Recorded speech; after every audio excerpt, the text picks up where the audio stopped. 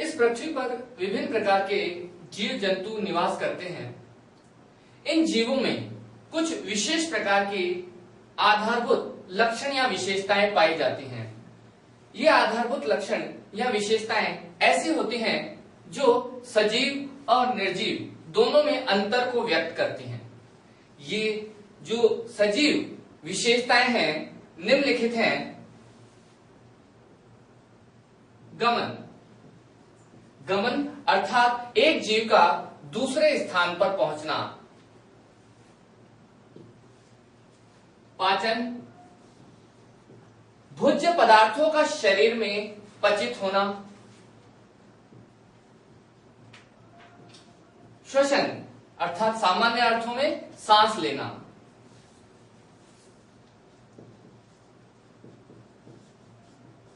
परिसंचरण, शरीर में रक्त द्वारा पोषक पदार्थों का एक अंग से दूसरे अंग में पहुंचना।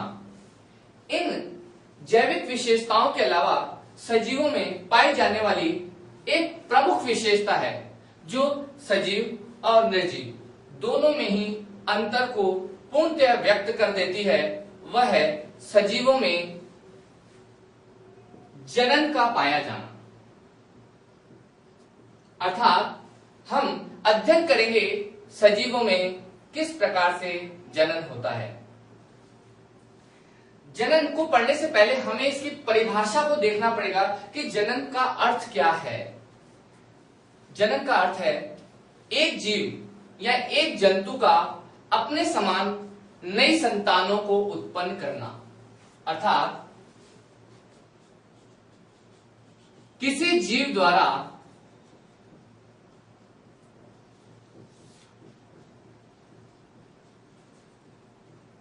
अपने समान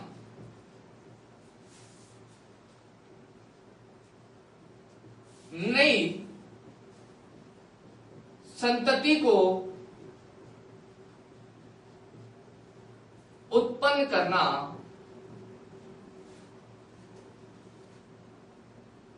जनन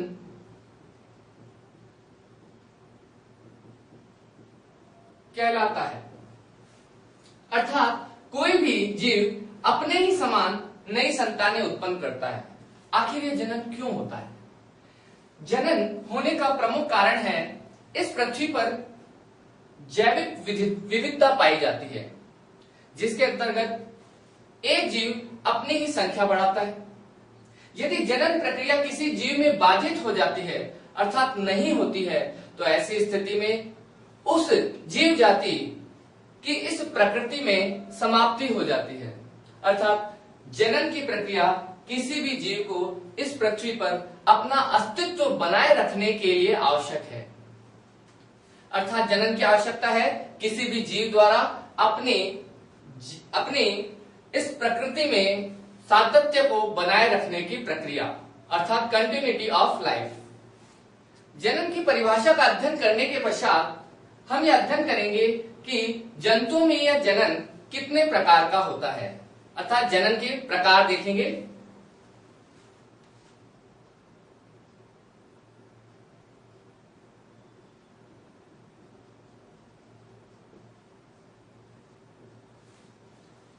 जंतुओं में जनन दो प्रकार का होता है। एक जिसे हम अलैंगिक जनन कहते हैं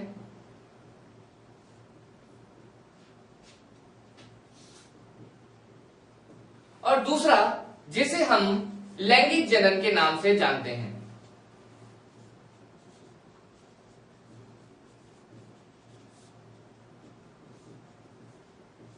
अर्थात जंतुओं में जनन दो प्रकार का होता है, अलैंगिक और लैंगिक। अलैंगिक और लैंगिक जनन दोनों में खास तौर से जो हम अंतर व्यक्त करना चाहते हैं, उससे पहले हमें अलैंगिक और लैंगिक जनन को समझने से पहले हमें कुछ विशेष बिंदुओं को अध्ययन करना पड़ेगा ताकि हम इन दोनों में स्पष्ट रूप से अंतर देख सकें। जीवों में जननांग पाए जाते हैं। जननांग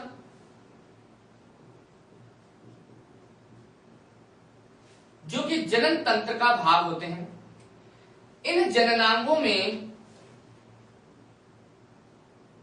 युग्मकों का निर्माण होता है। युग्मक, नर युग्मक और मादा युग्मक।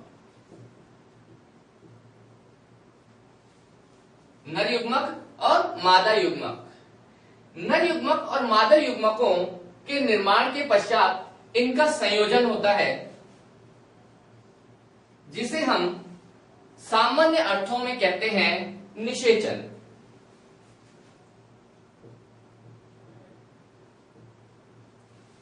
और निषेचन के पश्चात युग्मनज नामक कोशिका या संरचना बनती है।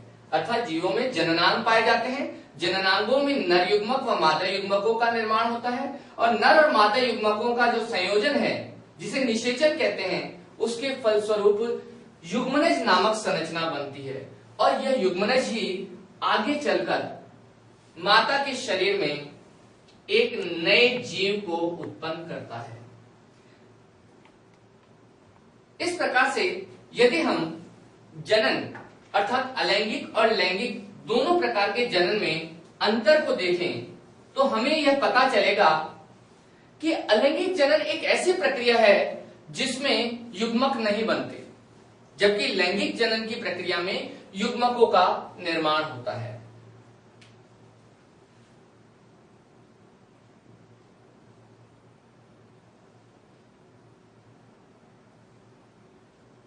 अलैंगिक जनन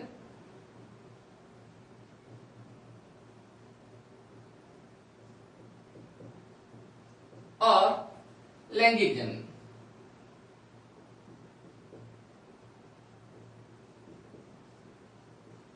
अलैंगिक जनन एक ऐसी प्रक्रिया है जिसमें युग्मकों का निर्माण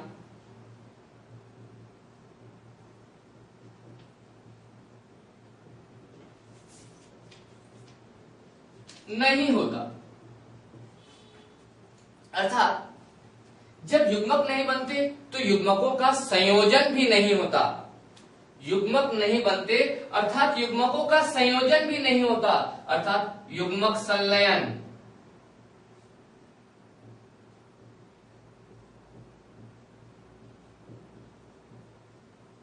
की प्रक्रिया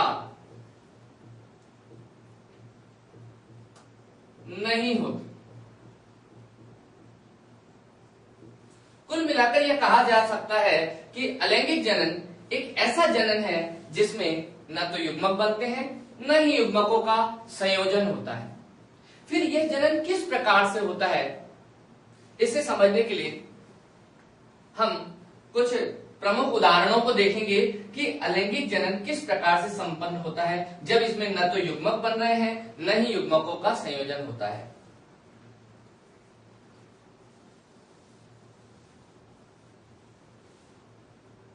उदाहरण के लिए हम दो प्रमुख जीवों का यहां नाम लेंगे, हाइड्रा और अमीबा। हाइड्रा और अमीबा दोनों ही अकशेरुकी अर्थात नॉन कॉर्डेटा, जिनमें कशेरुकदंड नहीं पाया जाता, की श्रेणी में आते हैं।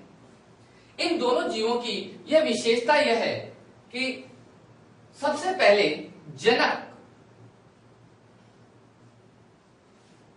जनक हाइड्रा अपने ही शरीर में विशेष प्रकार की संरचनाओं द्वारा सीधे ही संतति अर्थात संतानों को उत्पन्न कर देता है। उदाहरण के लिए यदि हाइड्रा की बात की जाए, हाइड्रा में जनन काल की प्रक्रिया के दौरान सबसे पहले उसके शरीर की देह भित्ति पर विशेष प्रकार की संरचनाओं का निर्माण होता है।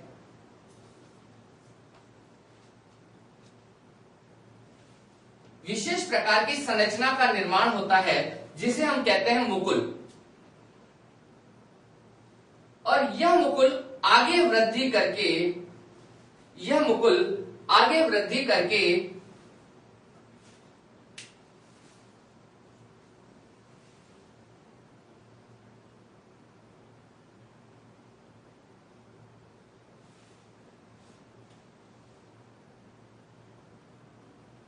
एक नए संतति हाइड्रा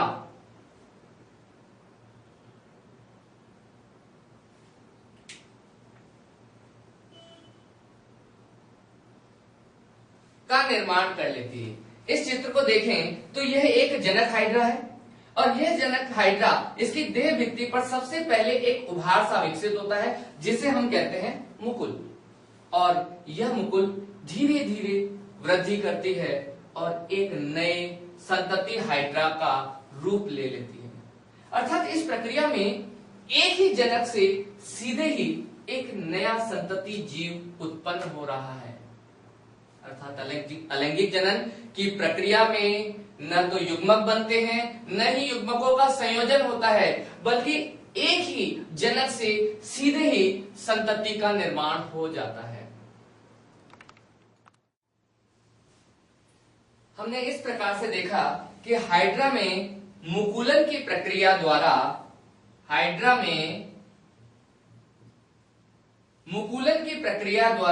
एक नए संतति हाइड्रा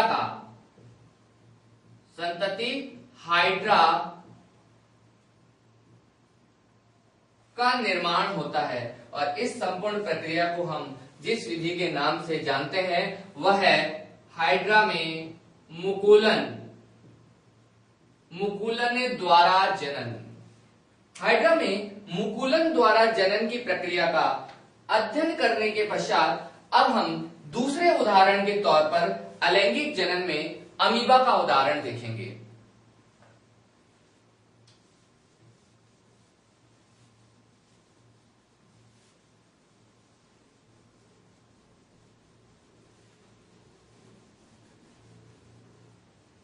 अमीबा प्रोटोजोआ संघ का सदस्य जंतु है। प्रोटोजोआ संघ के सदस्य जंतु एक कोशिकीय होते हैं, अर्थात एक ही कोशिका से उनका शरीर बना होता है। अमीबा में जनन की विधि को द्विविखंडन के नाम से जाना जाता है।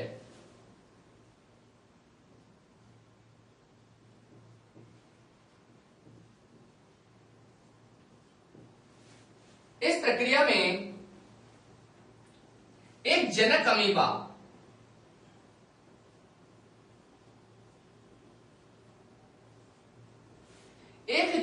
अमीबा में सबसे पहले उसके केंद्रक में अंतर्वलन की प्रक्रिया होने लगती है और उसका केंद्रक दो भागों में बंटना प्रारंभ हो जाता है।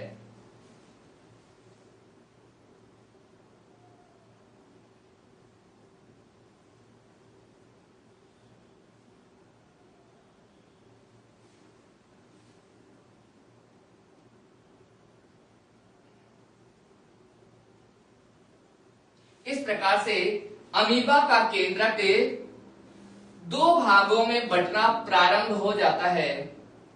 केंद्रक में विभाजन के साथ साथ इस अमीबा की जो प्लाज्मा झिल्ली है, जो सबसे बाहरी आवरण है, उसमें भी अंतर्वलन विकसित होने लगता है और धीरे धीरे जब यह अंतर्वलन या खांच पैदा होने लगती है तो ऐसी स्थिति में यह अमीबा पूर्णतः दो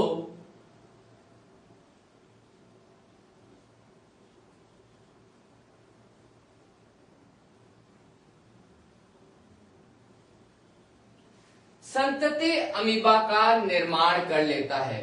इस प्रकार से यह जनक अमीबा है। इस जनक अमीबा में केंद्रक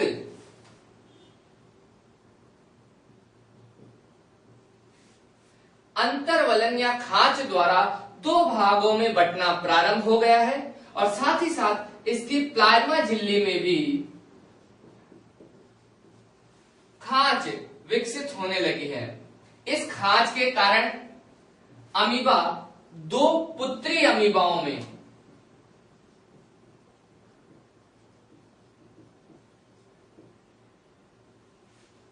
बंट जाता है। इस प्रकार से हमने यह देखा कि अमीबा में द्विविखंडन की प्रक्रिया द्वारा अलैंगिक जनन संपन्न होता है। इस रूपरेखा के अनुसार अलैंगिक जनन की प्रक्रिया दो प्रकार से हमने अध्ययन की, एक मुकुलन और एक द्विविखंडन।